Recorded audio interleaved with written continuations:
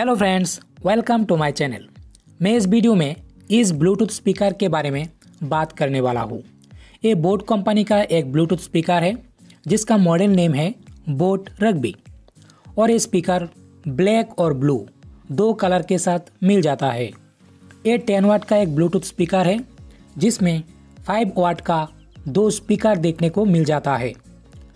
मैं next video में आप लोगों को इस ब्लूटूथ स्पीकर को डिसअसेंबल करके दिखाऊंगा और इस ब्लूटूथ स्पीकर के साथ 1800 mAh का बैटरी प्रोवाइड किया गया है और 70% वॉल्यूम से ये स्पीकर 8 आवर्स तक चलता है, जो बहुत ही अच्छा है।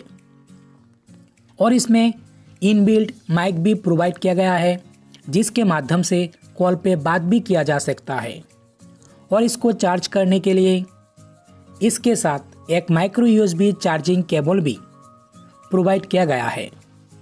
और इसका प्राइस के बारे में बात किया जाए तो ये स्पीकर 1700 के आसपास मिल जाता है। तो चलिए अभी इसको चला के देखते हैं इसका साउंड क्वालिटी कैसा है।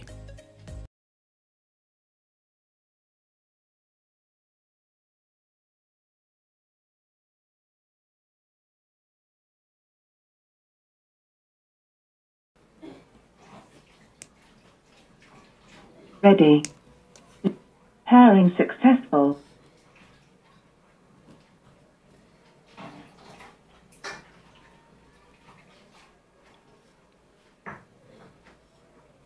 Discovering.